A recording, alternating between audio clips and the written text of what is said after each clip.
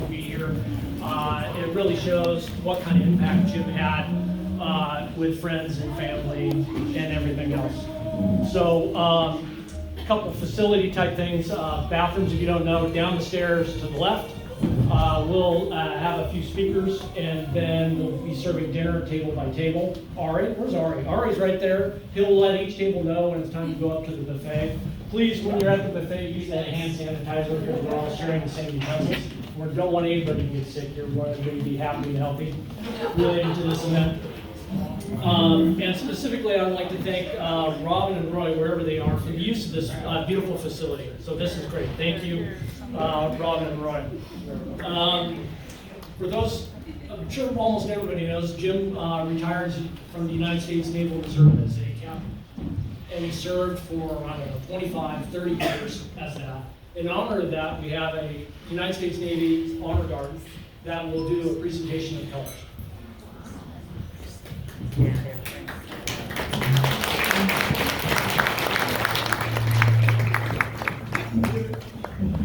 Detail, attention. Forward, one.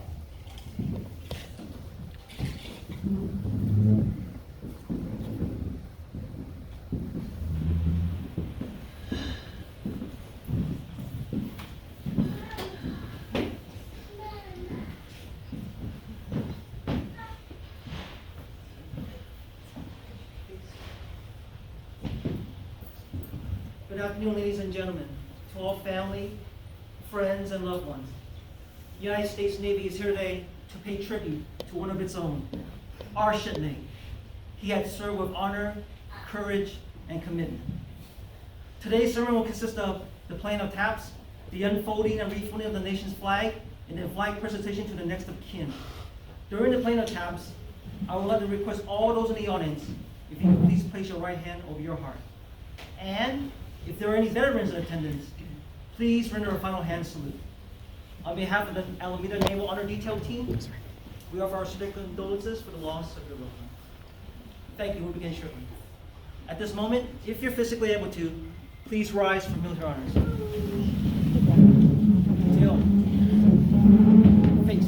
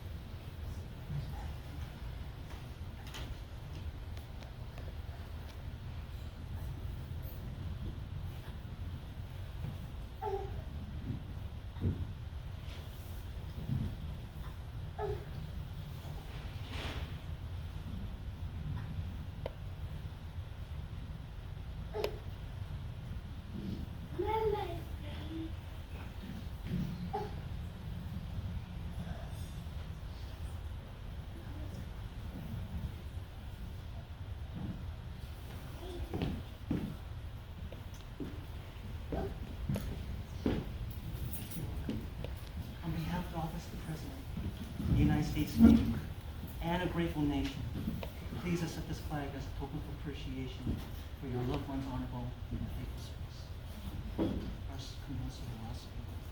Thank you very much.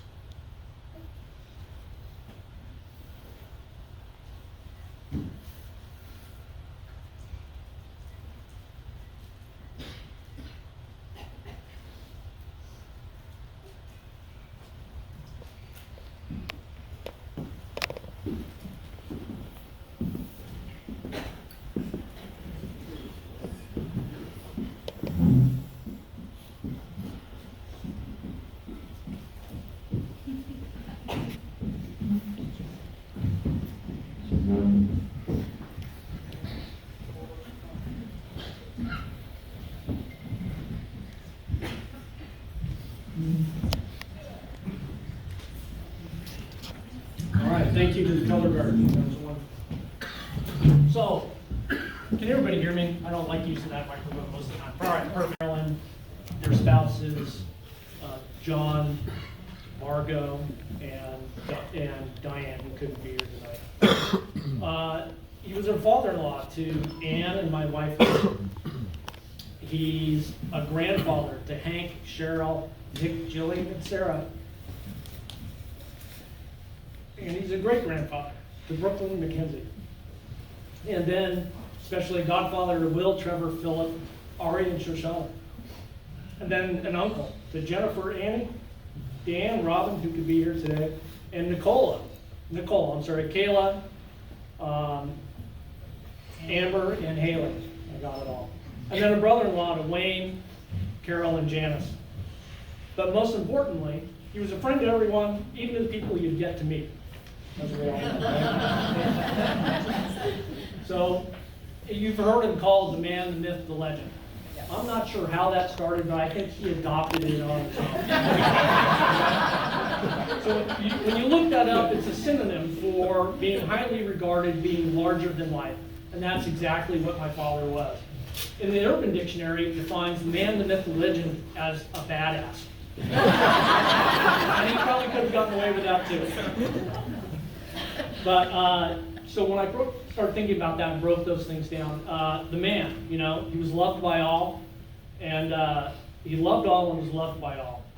I would join him when I was younger in Martinez while he was working for the county, and we'd have lunch either in his office or going to town. And wherever we went in town, he knew somebody, and somebody called out, "Jim, how you doing?" He'd wave. It was like, I'm with county royalty right here. He knows everybody knows him, everybody's happy to see him, and he's happy to see everybody else. And the thing that really blows me away was he and Donna would be in Hawaii together. Every sunset, they'd take their cocktail and walk down and sit to watch the sunset, the sun go down. And there'd be other people there. And they'd meet people and so on. But as they meet people, 6 months later, that couple that they met, they'd be staying at their house.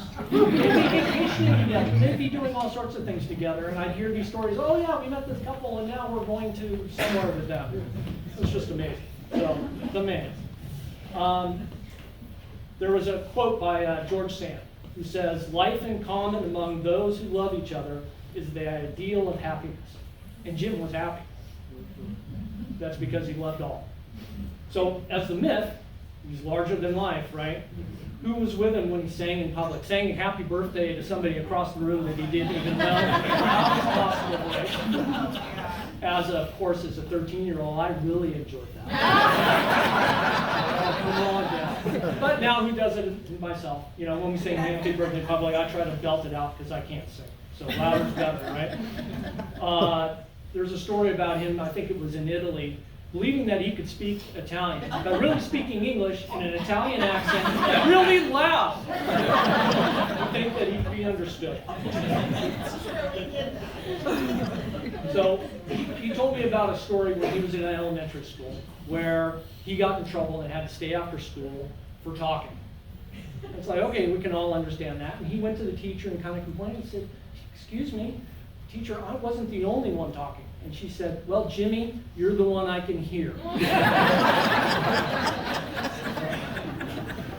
So, the legend. I'm sure there'll be a lot of talk about this. There's stuff on the tables about this, but card games. That was my dad's life. Not just card games, but really any game, specifically cribbage. I took a ballpark guess, and I'm guessing during his life, maybe 60,000 games. Does that sound reasonable, Dick?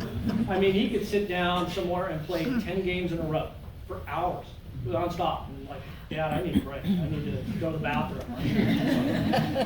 Right. And they'd play with several groups of people, and they'd start playing for $1 a hand. Whoever won the game put $1 in the pot. It's like, oh, then we'll go out and have a nice dinner or something like that. Well, the pots got so large, they went to Reno. I think they took some of the money and paid for some of the girls' college funds. Yeah. And the one thing you learned about my dad is the patience necessarily wasn't there when he was playing the game. If you shuffled way too many times, oh my gosh, you heard about it. Some games he played, he's like, don't shuffle. Just start dealing again, it'll be okay. Don't shuffle. So that is the man, the myth, the legend. That's how we'll always remember it. So, Dick, you have some words for us? Well, I do. Then you should come on up.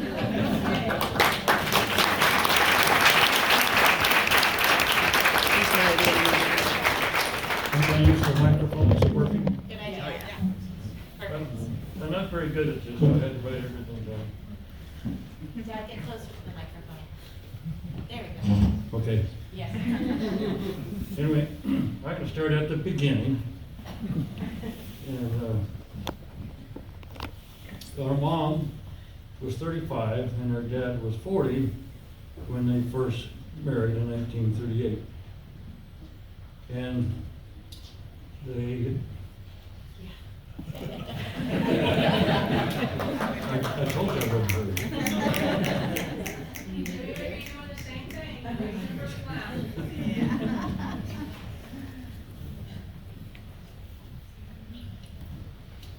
But they both wanted children, but they thought that since they were starting late, they best not delay. Jimmy was born just a little more than a year later, May 10th, 1939. Neither one of our parents had any experience with babies, and there was no Dr. Spock. So it was a trial and error affair. Jimmy cried a lot as a baby, but Mom thought that it was just a natural thing, and that babies needed to exercise their lungs. There was some time before Mom figured out that he wasn't getting enough to eat, and had just been hungry. Whether or not this had anything to do with Jim's lifelong enthusiasm for food, it's hard to say. Mom started reading to Jimmy before bedtime when he was about 2. I don't know how old I was when I joined the reading session, but we would sit on the couch in front of the fire, Mom in the middle, Jimmy on one side, me on the other, while she read. She would always ask what book we wanted her to read, and it was always Peter Rabbit. Wouldn't you want to hear another book, she would ask. Nope, always Peter Rabbit. And Mr. McGregor scared me to death every time. Whether the early onset of bedtime reading had anything to do with Jim's lifelong fascination with reading and books is hard to say. When Jim was 10, the whole family spent the summer in Cantwell, Alaska, a small village on the railroad just south of McKinley Park. We stayed in a little one-room log cabin with no electricity or running water, and it was very much a camping affair, and Mom did not think about needing any books for Jim, but he was desperate. The Roadhouse had one book, a big, thick tome called The Adventures of Sven Hedman, as well as some old Reader's Digest. He read them all, some of them twice. Mom continued to read to us every evening before bedtime, and at 9 o'clock she would close the book and say, "Bedtime." "No," we would all protest, "just one more chapter." Every once in a while she would relent, and she would read another chapter, but mostly not. Bedtime was bedtime after all. But as soon as Mom was out of the living room, Jim would sneak downstairs, grab the book, and read some more by the street light shining in his bedroom window. When Jimmy was about 3, he decided he was going to take off his sleepers. Mom had tucked him in, kissed him goodnight, and in a few minutes he was back downstairs, naked, no sleepers. She just took him back upstairs, got his slippers back on, tucked him in again. Minutes later, he was back downstairs, no sleepers. Now, there are a lot of buttons to deal with on a sleeper suit, and this took some doing. Mom was pretty sure that Jimmy was just showing her what he could do. So she didn't scold or spank, and just repeated the process several more times. Whether this had anything to do with Jim's lifelong enthusiasm for various projects is hard to say. When Jimmy was 5 and ready to go to kindergarten, Mom thought it would be a good idea to write down all the things that he could do. The list wasn't included in a letter or anything like that. It was just on a scrap of paper, like a grocery list. And here it is. He's 5 years old. He knows his right and left hands and feet. He can count to 12. He can print all of the capital letters, but sometimes get them backward. He can print his first name without any help. He can lace his shoes and tie the knot in bow. He can use a hammer, saw, and screwdriver fairly well. He knows the names of many animals and where they live. He can thread a large needle and sew on a button. The list. Jim started his paper route when he was in his 7th grade. So I don't remember that Mom or Dad helped him get started. He just decided that he needed to make some money and went down and knocked on the door of Ketchikan Daily News. But he just didn't do the paper route. He made it into a business. He devised a system where he could sell extra papers to various customers along his route. They made money both as a carrier as well as a seller. Jim's enthusiasms were not short-lived. Whatever the project might be, he was going to see it to conclusion. A typical example was his involvement with the Boy Scouts. Again, I don't remember any discussion or family advice. He just decided to join and did it. He attended the 1953 Boy Scout National Jamboree in California, and for the first time rode in a Greyhound bus and swam in a pool. He attained the rank of star just 2 ranks short of Eagle, which is fairly rare in Ketchikan. Typically, most Scouts got as far as first class, and that would be it. He would have gone on except for 2 reasons. One was that the next rank, life, required a swimming merit badge, and Jim, having had to learn to swim in 50-degree water, was not up for that. The other was that at 16, he became less interested in Boy Scouts and more interested in scouting girls. We had a large spruce stump just out of our front door at our house in Mountain Point. Jim could climb to the top of it fairly easily, but it took me a while. Once Jim had made the climb, though, I had to follow. Once there, we pounded nails. The stump was old enough to have softened, so the nails were easy to get started, and we blissfully pounded away. We moved into a house in Seattle when I was about 4. The house was unfinished and needed some boards nailed down the attic. Jimmy and I both started nailing, but I could not seem to get the nails pounded home. Jimmy was on hand to advise. Keep pounding until the nail no longer cast a shadow, he said. Now that made sense to me. When Jimmy started kindergarten, the bus stop was about 2 blocks away. The first day, Mom took Jimmy by the hand and walked him to the stop, as she did on the second. The third day, Jimmy said, "You don't need to take me to the bus stop. I know the way." And so he did. He, no doubt, could have taken the whole class to the bus stop and led the way. In so many ways, Jim blazed a trail that I followed. I was his substitute when he had his paper route, and I took over when he went on to other jobs. I was not the businessman that Jim was, and quickly abandoned the sideline paper sales. But I probably would have not had a route at all were it not for my brother. When I first started in scouting, the local Elk Club was our sponsor. For some reason, Else Club decided that they did not want to sponsor a troop anymore, and we were left to drift. Right away, Jim said, I hear that the Lutheran Church is starting a new troop. Let's go see what they have to offer. There were about 12 of us and about 10 fledgling scouts there already.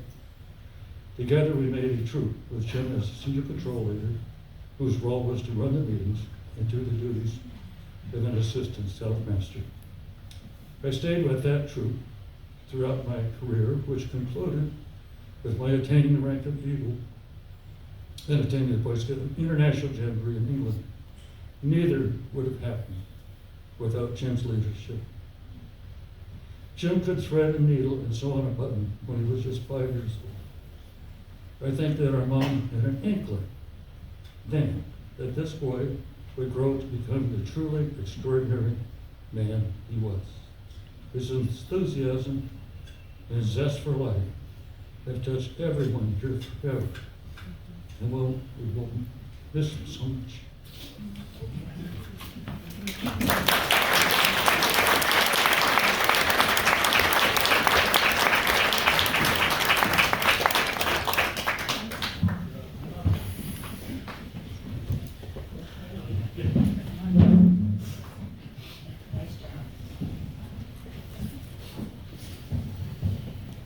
I would say all of him or I hate microphones. You got it. I taught 3rd and 4th grade for 30-some years, and this room isn't much larger than a classroom, so I think I can project. Anyway.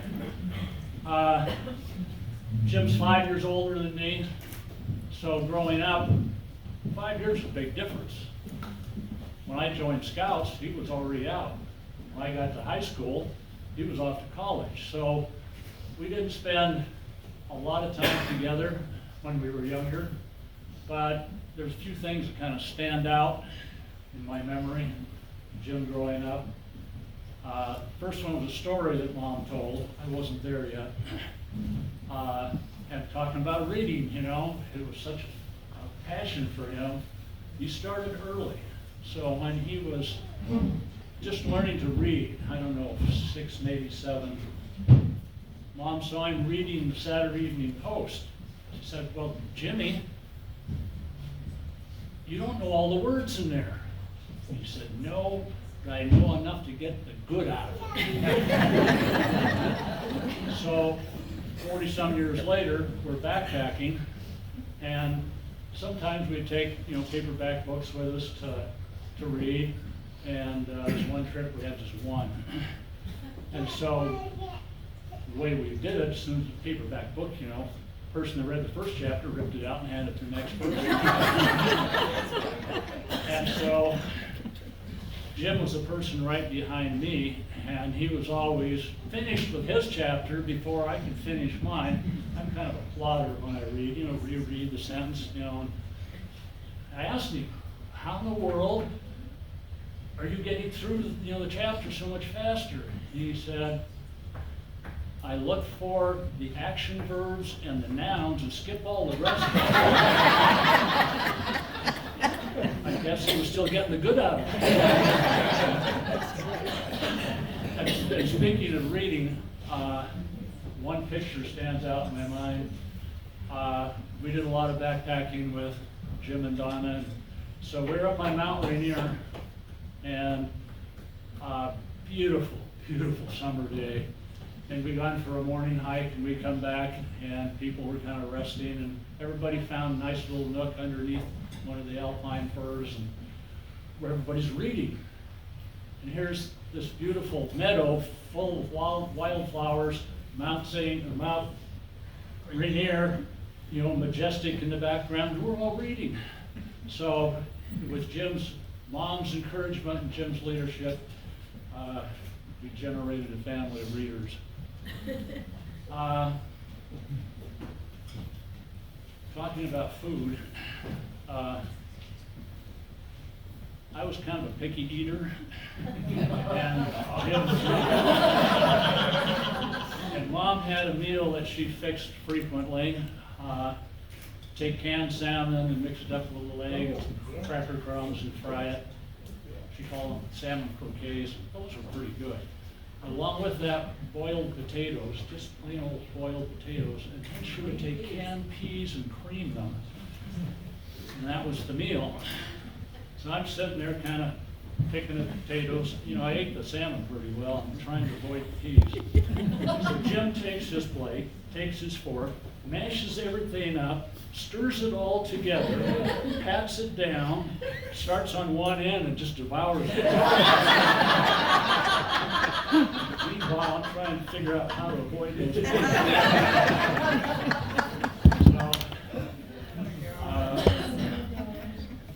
then in high school,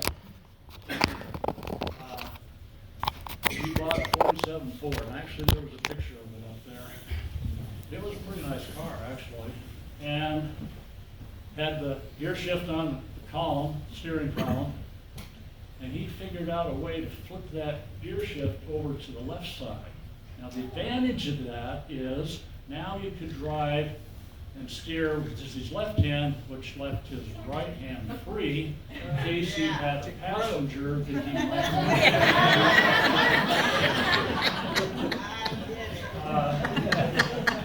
so, you know, Boy Scout motto is be prepared. So anyway, you know, when we were, scouting was important to him, and like Dick said, he led us into scouting. I probably wouldn't have been involved if it wasn't for them. And I was looking at the scout motto. You know, there's 12 different things in the motto. And I said, you know, Jim's really demonstrated every one of these, except maybe obedience. Yeah. But kindness kind of stood out, and he demonstrated that to me. One of my first memory of actually Jim, I was 4. We had just moved to our apartment up on 3rd Avenue in Ketchikan. 3rd Avenue was only 1 block long at that time. And so Mom sent the 3 of us to go berry picking down at the end of 3rd Avenue. And it was, I think, an old clear cut. Anyway, logs and stumps and, you know, all the obstacles you normally find up there picking berries. So I'm 4, I have a soup can to pick into. And at some point I had a few berries in my can, I tripped and spilled them. And so I was fussing about that. So Jim was 9.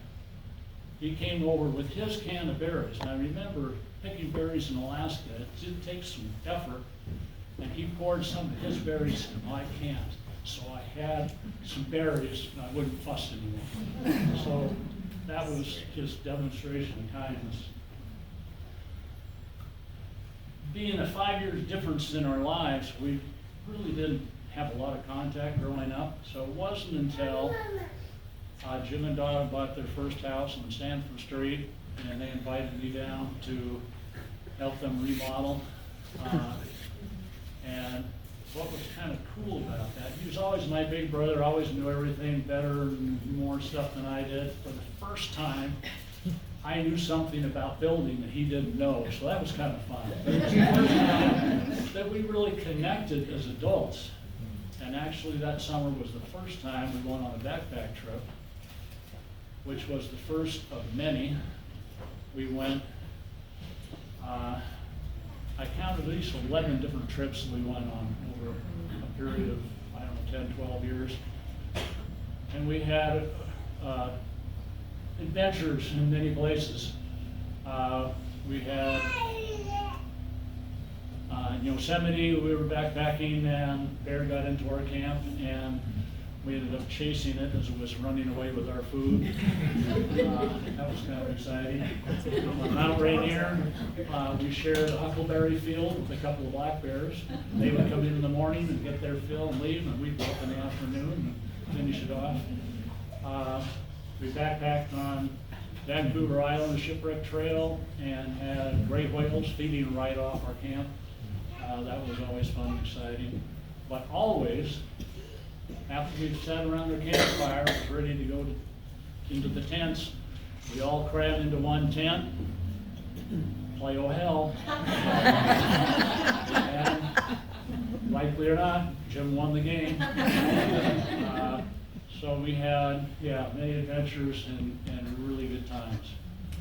In conclusion, and finally, I really want to thank Donna for all the love and help and companionship and adventure that she gave to our brother.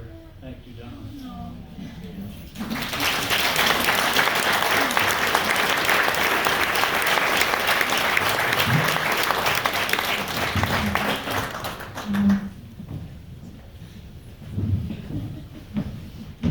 Hi. I'm Jim Miller's sister, and I'm the only one in the world who can say that. Great deal of pride in that. Mark mentions there were 5 years between me and Jim. Well, Jim was 11 years old when I was born, so you can imagine, Jim and Dick and Mark were into the 3 little boys. They were in school doing all this stuff, and all of a sudden there was going to be a new member of the family. But Jim embraced it, he like everything else, like, well, that's great. There's a baby sister.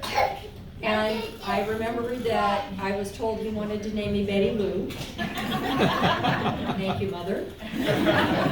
So fortunately, he did call me sister most of the time. And I hold that close to my heart, because when I would walk into a room, whether I was little or whether I was an adult, he'd say, "Hey, there's my sister."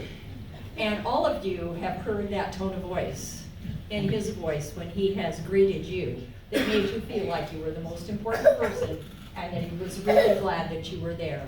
And when he would call me on the phone, his first words were, "Hey, it's my sister."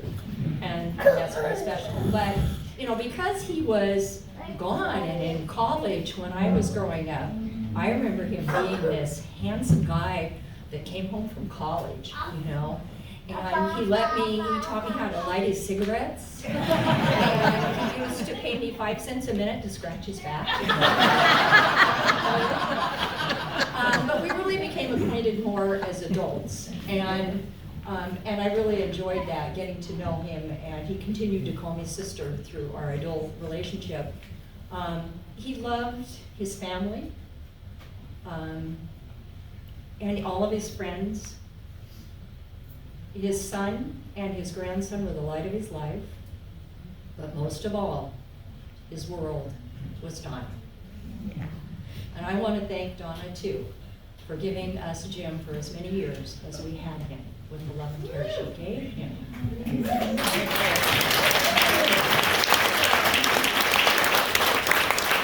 Once when Jim and Donna were up visiting John and I, Jim and John were having this conversation about, well, what is it that you notice about somebody when you first meet them and, think that you might be in love with them? And that was a man's conversation, of course. And Jim said, yeah, I know you notice that first, whether it's the hair or the shoulders or other parts. But he said, when I look at Donna, all I see is her goodness. And I think that also personifies what Jim is. We chatted often on the phone during his last few years. He would call me, he has to lay down in the afternoon, and that was a really good time for him to reach out and talk to people. And we'd have long conversations and really got to know each other a little more. But the last phone conversation I had with him was when he told me that he had decided to go to hospice. And he was okay with that decision because he said he had a plan. And as we closed the conversation, he said to me, "I love you, sister. I'm glad you're in my life.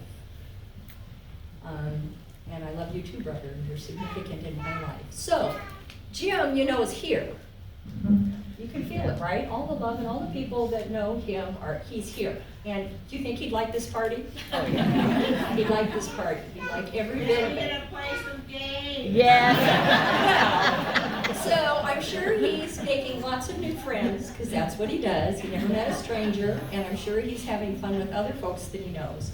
But he might have a little trouble with some of those angels when he starts cribbage games. So I'm sending this deck of cards along with a hand of 4 5s and a jack to make sure that he's in good hands when he goes, all right? Rest in peace, brother.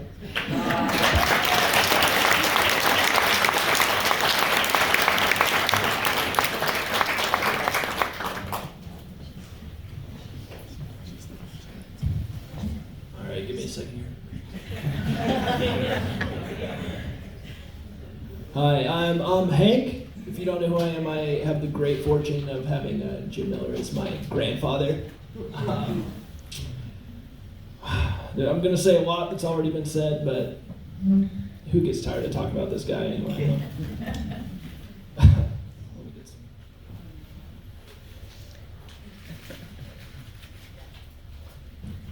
So, the last time I was up here talking about this guy was, I was 6 years old, and it was at his retirement ceremony from Contra Costa County. Hopefully this is a little bit more coherent than what I said then. It will probably be a lot less cute, but I just want to say some words and feelings that I have about my grandfather, and that is one thing that stood out more than anything was his kindness, and that is towards everybody. Obviously, everybody in this room he loves so much, but it's everybody that he's met and has yet to meet. I think he's the epitome of a stranger is a friend that you haven't met yet. You know, I get some of that, you know, a little more shy than he was. He cared so much about my life and everyone else's life around him. I remember when I was in the Scouts, Cub Scouts specifically, very small, we had a cake auction, and you know, it's a bunch of cakes made by little kids. They're not great. You know? But you know, most cakes are going for, you know, what do you think, 20, 30 bucks, 50 bucks maybe? And then the one, you know, when my grandpa and my grandma got in on that auction, that number just kept rising. And when you're, you know, what, I'm 7 or 8 years old, and you start hearing numbers like $150. That's got to be a year's salary. I think they bought a cake shaped like a caterpillar for $300. And I never let anyone in my troop live it down. I think it was just kept coming up. He's like, oh yeah, how much did your parents buy a cake?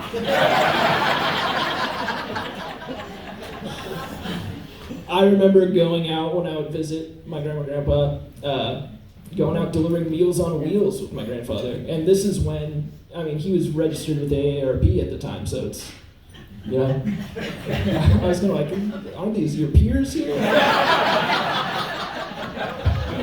But I think I learned a lot during those drives, because one, we're talking about what we're doing, we're delivering food to these people that need it, we're in there, you know, we're not just delivering food. I think maybe that's what you're supposed to do, but we're there for 30, 45 minutes, talking, you know, oh, you need something down from the garage, okay.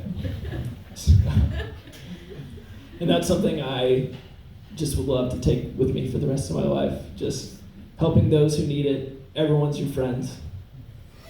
Another thing I love about my grandfather is just how much he loved to learn and how much he wanted to teach other people as well. He wanted to show you how much he learned. Because he thought it would make you a better person too if you knew this kind of stuff, you know? So, I mean, that goes, you know, traveling the world, learning about all these other cultures. He'll spit out some facts about some culture you've never even heard of. And just daily, you'll see the trivia pages on your table. If you're at their house, he's got, you know, 20 cutouts of trivia pages, and he's like, all right, well, let's go to this one. Let's skip right to the PhD questions. And speaking of stuff like that, we talked about his love of cards, and you said 60,000 game of cards, you think? I think that's low. I don't know how many games, cribbage and oh hell, 65, everything. And I know a lot of you have done the same. And he never had enough. It was never him saying, you know, I think we should take a break. You had to be the one to say, like, can we please do something else? He said, maybe if it's dinner time, then maybe we'll stop for a little bit and then continue the same game where we're going off. And then if no one wanted to play with him, you know, he's in the office playing free cell solitaire. So, life of cards.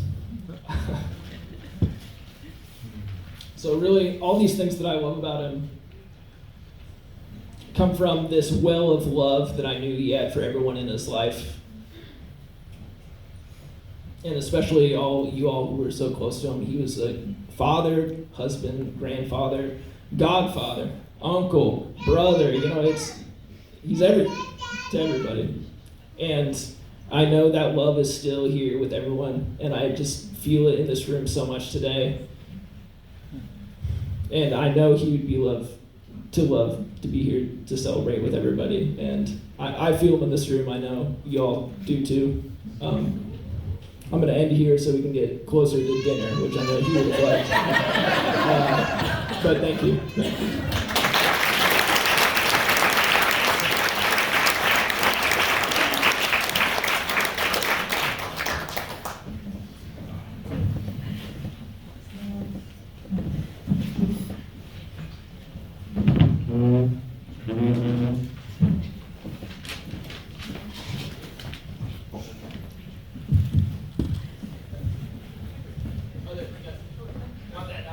This one? Yeah. Thank you. All right, everybody hear me? I'm Trevor. I'm one of Jim's godsons. And again, there's going to be a little repetition, especially from what Hank just said, but he's an amazing guy. So when I sat down to write this, I didn't really know what I wanted to say at first. I think that's not because I didn't have things to say. There's just too much that I could write down. Jim had so much of an impact on my life, and he was one of the most important people from the moment that I was born. And I think I must have known that from the time I could talk, because as a toddler, when people would ask me my name, I would say, Jim. And I told anyone that would listen that he was my best friend. And that remained true for my whole life. I would sit on his lap counting his points while playing cribbage before I could hold cards in my hand. During all the camping trips we'd go on, he taught me how to build campfires and how to cook on the cast iron grill. And to this day, my wife knows I love to build a fire in the house, and every time I do, I think of Jim. And again, one of the other great things one of my favorite things to do after a night of dinner and cards was going out to the front yard, taking down the American flag at night, and learning that you can't touch the ground, this is how you fold it, and you have to respect the flag, and just learning that from Jim was one of my favorite things to do as a kid. With all of those lessons, all of the shared wisdom that he gave, it's going to be his words. Excuse me. His words when my wife Mackenzie and I are teaching our future kids about how to play cribbage or build the perfect campfire. And in addition to all of this, Jim and Donna have been there for every single important event in my life, and all the countless small ones, all the different birthdays, except the day of my birth. Jim was too busy parking the car, and I was too busy being born, that I was born before he got into the hospital. But all my graduations, my wedding, he was there. And it feels strange that he won't physically be there for the next big milestones, but I know he's watching over, and I will always carry a piece of him with me. And the last thing I want to share is something that I think embodies who Jim truly was, and something that everybody else has touched on. And when we were younger, Jim would take me, Will, and Hank on his Meals on Wheels deliveries. I remember we would always argue who got to ride shotgun in the car. But I think first of all, it's because he loved to spend time with us. He loved to spend time with his family. And second, he got to really know the people that he was delivering food for. Like Hank said, we wouldn't just hand off a meal and leave. He had relationships with these people, and if they were a stranger, they weren't a stranger for very long. And we would show up, and they would have a huge smile on their face because Jim was there, and he would always know personal details about them and remember to ask about their family, their, you know, what's been going on in their lives, and, you know, recent hospital visits, and all these things, and it was something that really stood out to me. He made sure that these strangers weren't strangers for very long. No one could do that like Jim could. You know, I'll never forget these memories or the joy that Jim brought to everybody in his life, and I'm forever thankful that he was a part of my life. So, thank you.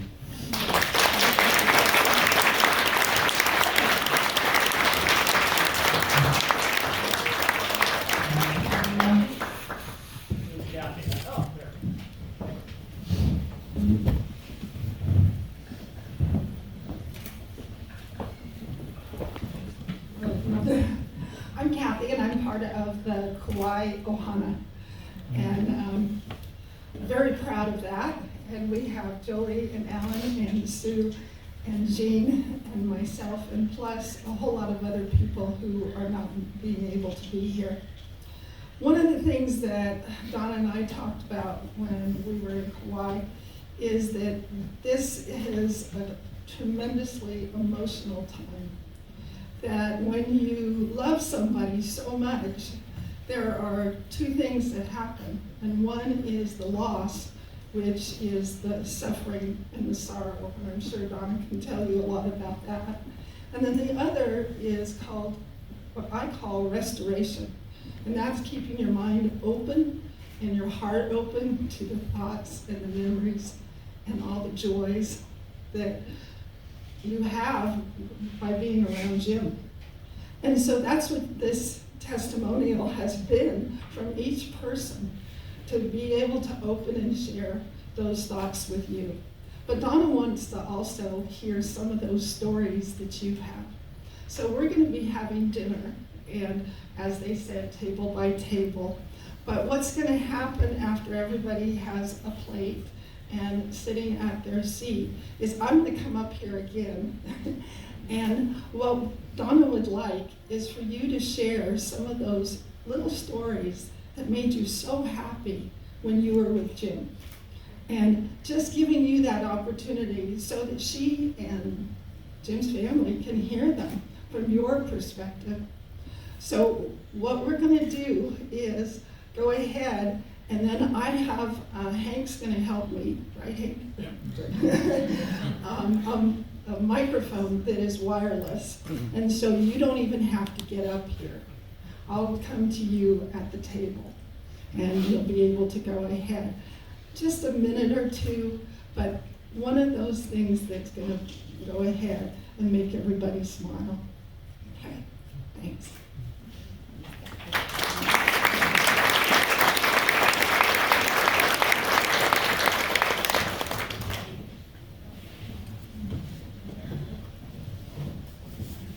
So, Ari's going to start, but the Miller family will start, and if you're ready to eat, get up and get a plate. Don't let Jim run you over.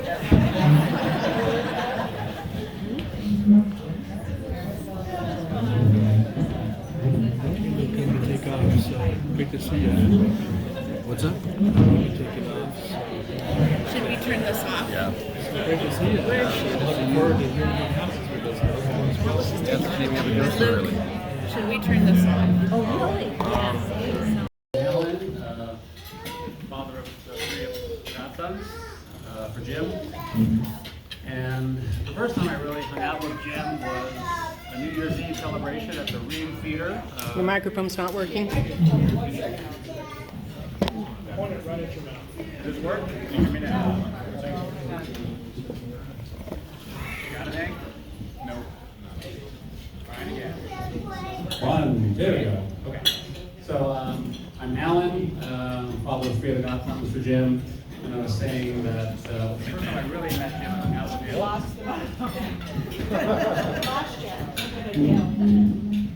I won't use the microphone. We were at the Ream Theater for a New Year's Eve celebration with Chris, myself, Donna, and Jim. And Jim and I were, meeting each other for the first time in a meaningful way. The night went on and went on and went on, and at the end, Jim and I are sitting in the theater seats while Chris and Donna are just dancing away. And that just kind of explains the relationship. The ladies just drive the show. They're lovely, they're wonderful, they know how to just have a good time. But Jim and I were just talking, and that's what you do, you talk, you listen. And this was the beginning of our really long and loving relationship. So that's what I think about when I think of Jim. That first time we really met together, and our ladies were having a great time, and we were enjoying watching them and talking to them.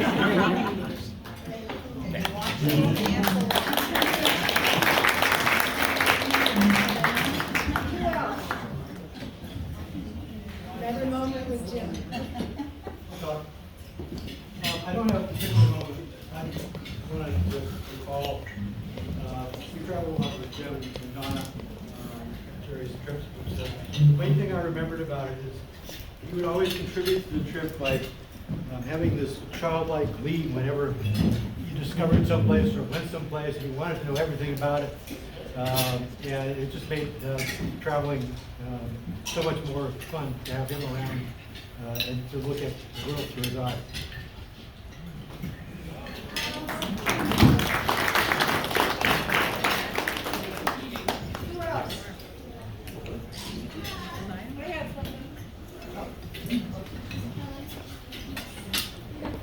So, this sticks in my mind because how crazy he was about his Donna Bow.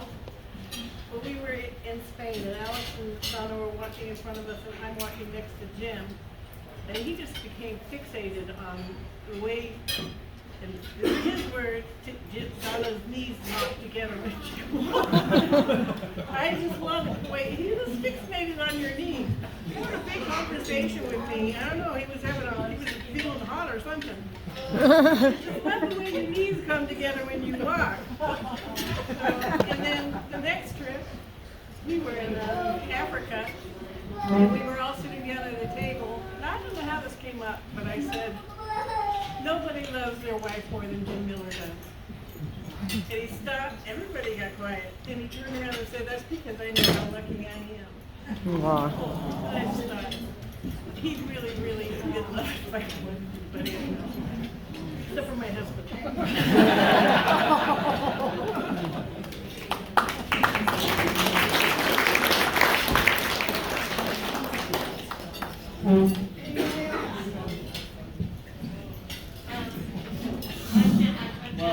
I'm Jennifer. I'm one of Uncle Jim's nieces. And I don't know if I should tell this story or not, but Uncle Jim, I don't think he'd mind. I'd kind of forgotten about it, but my sister, another one of Uncle Jim's nieces, reminded me. Uncle Jim was visiting up in Ketchikan, and It was a reunion at our house. oh, a reunion at our house. With Grandma Miller. Yeah. And I'm here to help my sister, but. yeah, I can't tell a story without her. So anyway, it was a hot day and my feet were sore and tired. And Uncle Jim said, put your feet up on my lap and I'll rub your feet. 5 o'clock in the afternoon on a hot summer day, I'm not even going to be by myself with my feet. And I said, no, no, no. And he insisted. And I said, no, no, no. And frankly, I can't remember. Well, it didn't happen, but what was so cute is that he thought nothing of it. He's like, Jennifer, get Go your ahead. hand there, I'm gonna rub your feet. Yeah. Like, and he thought that was just completely normal. So that's just another Uncle Jim-ism. He'll do anything for anybody at any time. And I probably should have taken him up on that.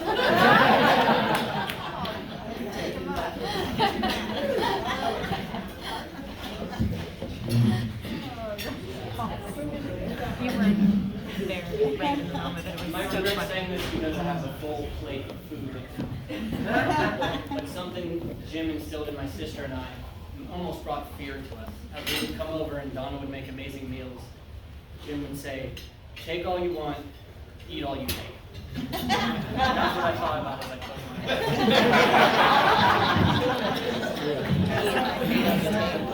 closed my eyes.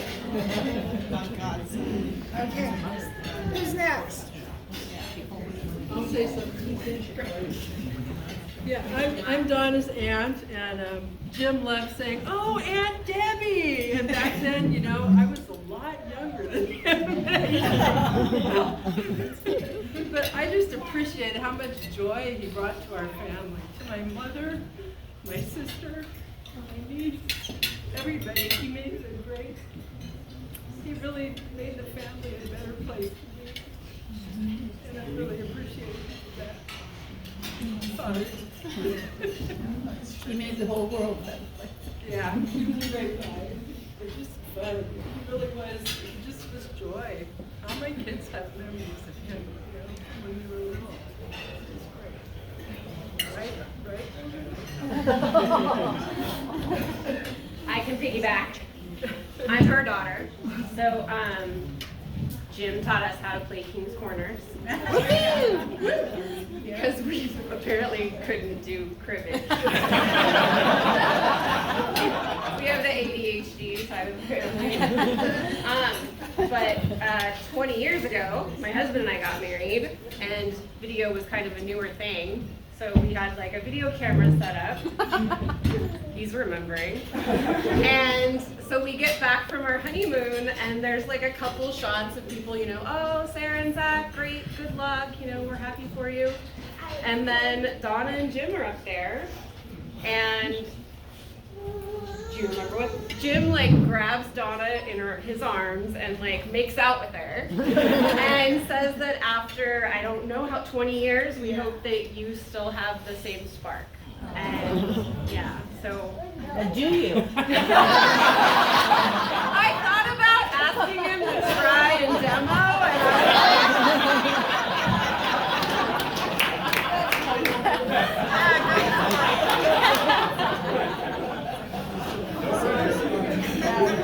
I actually was driving About asking him tonight.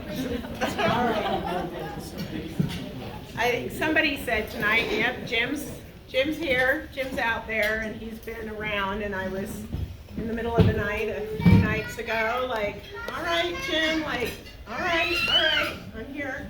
And I was thinking, okay, I've been the third wheel, like, Donna and I have been friends, you know, met at work, been friends for a long time, and Jim was just like, "Okay, yeah, come along." You're like, whatever, and sometimes my husband worked a lot, so he's like, "Yeah, let's go camping, let's go here." I was the third wheel a lot, and I just started thinking about threes. And I'm like, okay, Jim was at the birth of my 3 kids. Jim had to have breakfast, lunch, and dinner. Just have one. He had to have 3 meals a day. That was mandatory. Yeah, mandatory. Yeah, and dessert. Dessert was part of it. Never forget that. You couldn't just play 2 rounds. You had to have 3 rounds, because if it was a tie, you know, there had to be a winner in the game. So you had to have three rounds. We've been friends for 3+ decades. Jim and Donna moved us 3 houses. Wow. Helped do that. Jim had 3 retirements. I think, well, Jim had 3 brothers. And he has a sister too. No, 2 brothers. Well, the 3 boys. 3 siblings. Yeah, 3 siblings, there we go.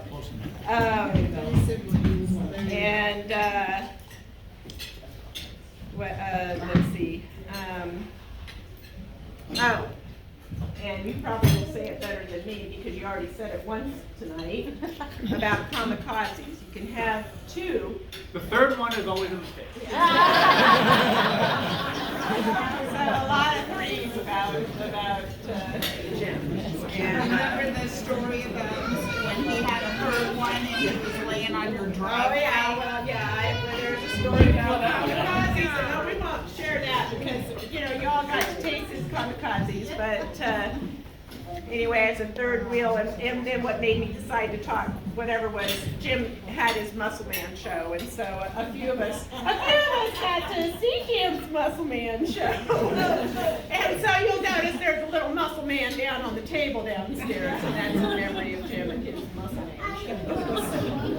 Thank you, Jim. I love you.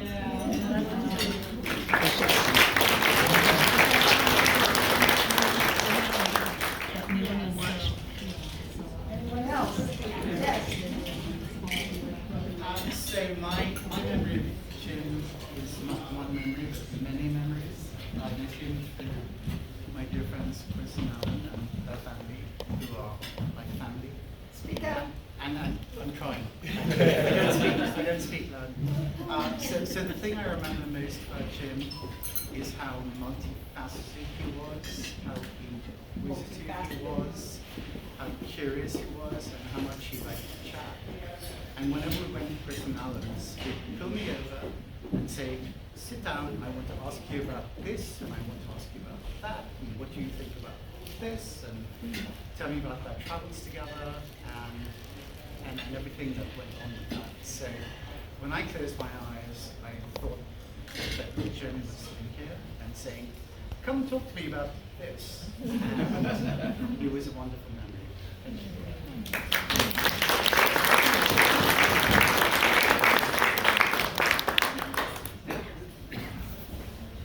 Jim and I were card playing buddies when came to one.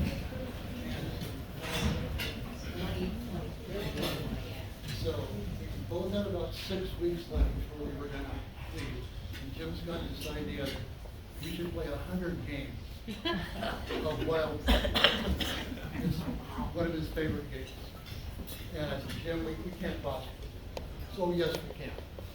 So what a battle it was. We came down from 49-49 with one tie to the last game. By some miracle, I won. And I figured, well, that was the end of it. I could kind of settle back, for a week. And Jim said, no, we're going to play another 25 games. So we started on it, but we both kind of got burned out. But we had a lot of fun playing cards. Remember the 100 games? Do you have the score sheet, Gene? Do you still have the score sheet? You had that score sheet, all your games on your scores. The miracle was that most of the games were settled less than 10 points. Yeah. Yeah. Yeah, there were some blowouts in there. We were so closely matched, and it took me, about 4 years to get to that level? Because when we first started playing, he'd win 80-90% of the games. I got better, but he didn't lose anything. It just, we were great competitors. And I learned early that you do not tell stories trivia anything while you're playing. Yeah. Maybe you can throw something in when you're shuffling. Don't have, any conversations during stuff. But love playing cards with him. Yeah, obviously. And that's how I used to get Jim down to the pool. Yeah. Because I was like, Gene's down there. He's waiting for you to play. Because he didn't want to go up and down the stairs. And he's like, he's not going to come up here? No, he's not. You have to go down to Gene today. Okay. Like, go down to play cards. During this whole thing, I would get calls at 6:30 in the morning. When will you be out to play?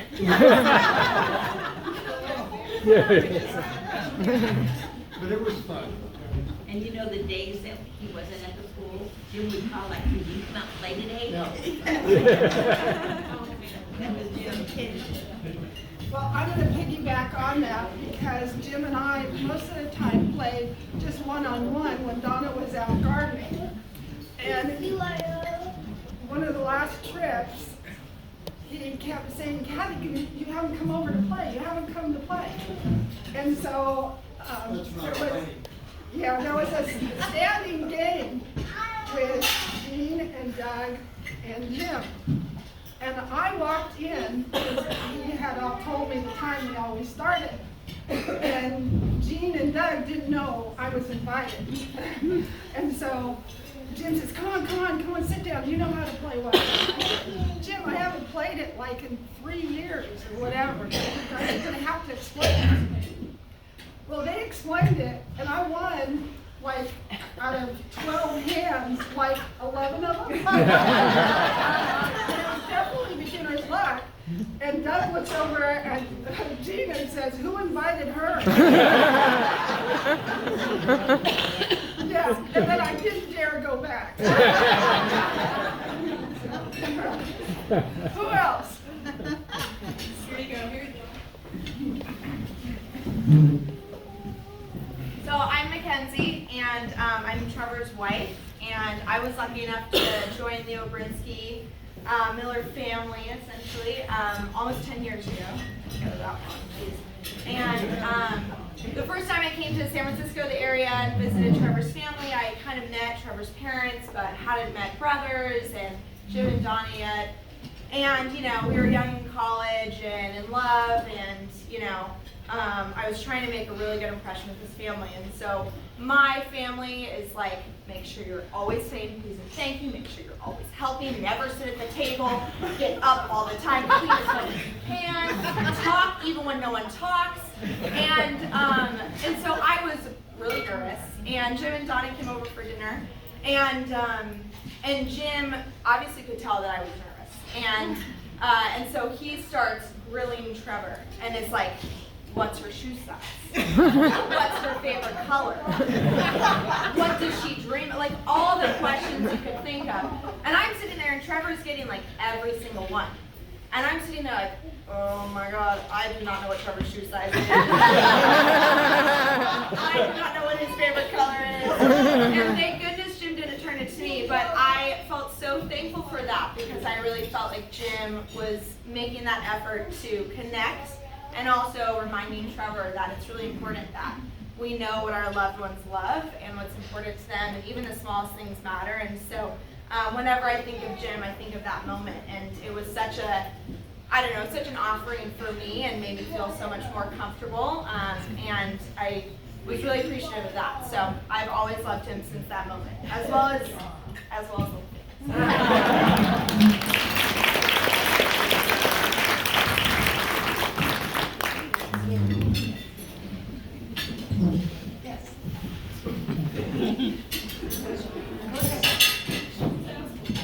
I'm Hank's mom, and I am so proud that I'm so crying that Jim was Hank's grandpa. When you asked us to close our eyes, the first thing I remember about Jim was the day that Hank was born. Jim and Don were there with Mike, and they all got to see Hank before I did because I had a C-section. But I have these wonderful pictures of Grandpa Jim holding baby Hank, and I'm just so proud that Hank got to be a part of this wonderful man's life. He's part of his DNA, and I love that.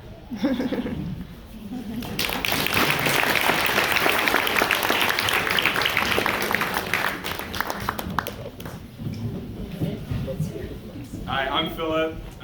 I'm one of Jim's godsons, Philip Obrinsky. One of my favorite memories of Jim was when he and Donna took me down to Disneyland for my 8th birthday. Just them, on their own, they were like, well, my parents, get out of here. We got him. We drove down. We listened to probably 3 or 4 Lou L'Amour book on tapes in the car. And while we were there, they just, his generosity, and Donna's of course as well, but just, you know, anything that I wanted, spoiling me run, taking me on all the rides, buying me those big tubes of sugar, suck them down, and taking me from park to park and ride to ride, and I'm sure tiring him out, but I'll remember also that when we were meeting all the characters, and you know, usually that's the kid likes to go meet all the characters and go to see everyone, but one character that we met, Jim was definitely more excited, and he met Cruella de Vil, and he gets down on one knee and takes her hand and kisses her hand and he says, "My lady, what can I do for you?"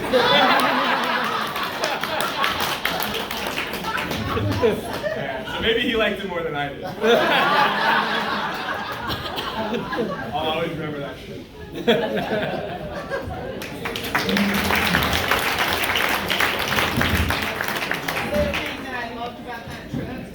Is Philip sang to us the whole entire way to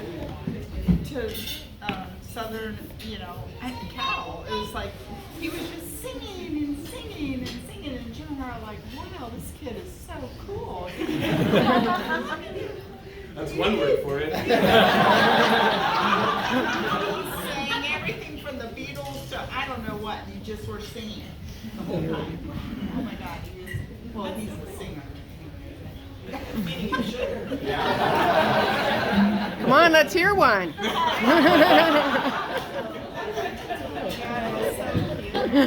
Too shy.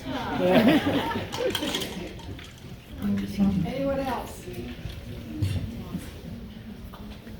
Okay, you guys have talked about how generous and kind and all those kinds of things are, but you have to picture Ketchikan, Alaska, a little girl, only one at home, but big brother. And you know those big banana slugs, those big old white slugs, crawling up the front porch. Jim, there's a slug, what are we doing? He says, go get a Kleenex. So I ran in to get a Kleenex, and by the time I came back, he picked up the slug, threw it in the street, and wiped his hands.